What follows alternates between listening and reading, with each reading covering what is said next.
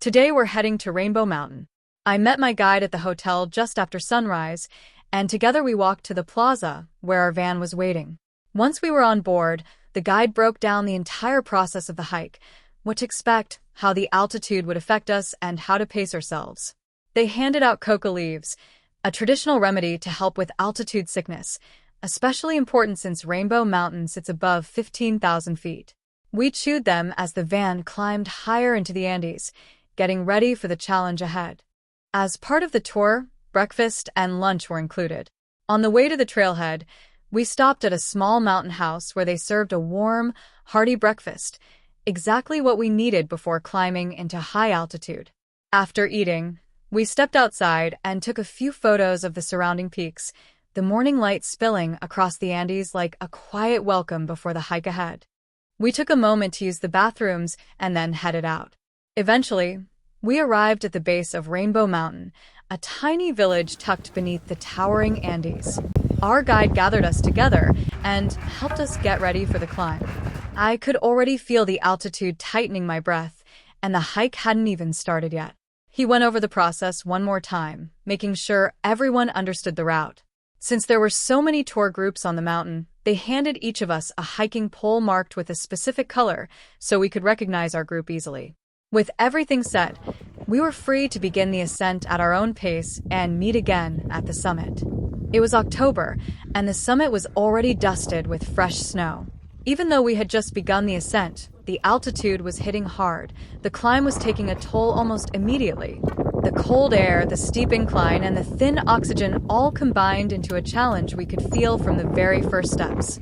Rainbow Mountain, known locally as Vinicunca, sits high in the Peruvian Andes at over 17,000 feet above sea level.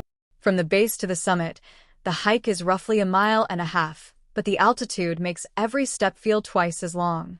The trail winds through open valleys, grazing alpacas, and rolling hills painted in natural mineral colors.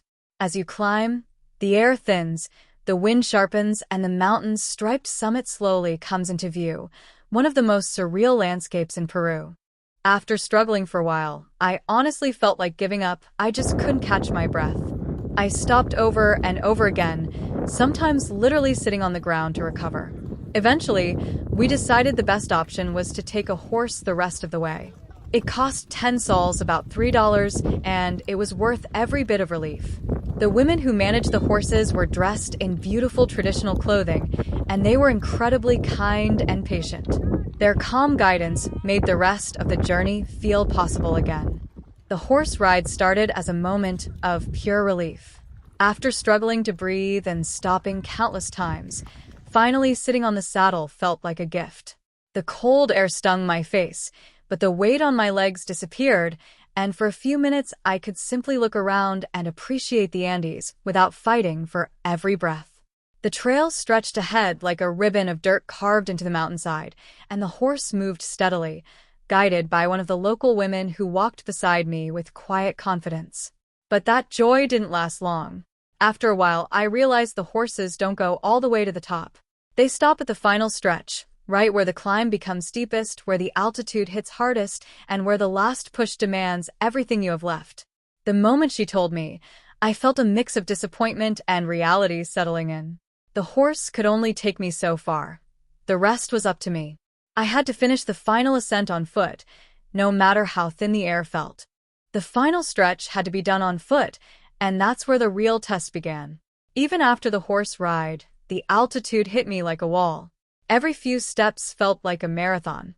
I stopped often, leaning on my pole, trying to pull in enough air to keep going. At one point, I thought I wouldn't make it, but slowly, with a few more pauses and a lot of determination, I pushed through. The irony of Rainbow Mountain is that you don't see its famous colors until you're practically at the top. From below, it looks like any other rugged Andean peak. But as I climbed those last few meters, the stripes finally revealed themselves. Layers of red, gold, turquoise, and lavender spread across the mountain like nature's own painting. At the summit, we regrouped with our guide. He took photos of us with the sweeping landscape behind us, capturing the moment we'd worked so hard for. Nearby, alpacas wandered calmly, dressed in bright tassels and woven decorations.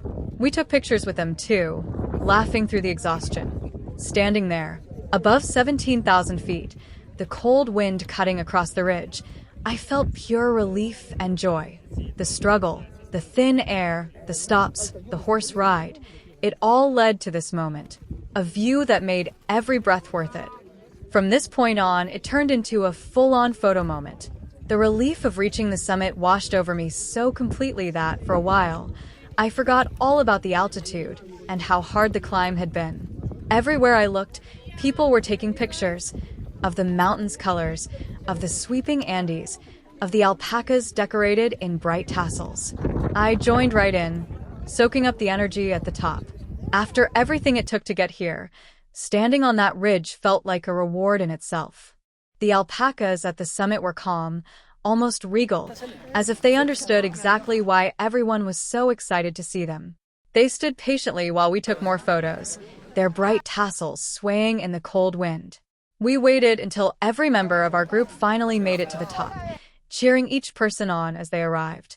Once everyone had their moment with the view, the guide gathered us together and we prepared for the descent. On the way down, we noticed small stacks of stones scattered along the trail, hundreds of them, balanced carefully on top of one another. Our guide explained that this is a long-standing Andean tradition. Travelers stack stones as a symbolic gesture, a wish for safe passage, a prayer to the mountain spirits, or simply a way of leaving a mark of gratitude. Each little tower represents someone's hope or blessing. Naturally, we joined in too, placing our own stones and adding to the landscape of tiny monuments. It felt like a quiet, meaningful moment before continuing the long walk back. Framari was on a roll to build her stone stack first. As soon as we started the descent, she spotted a perfect flat rock and set it down like she'd been training for this moment.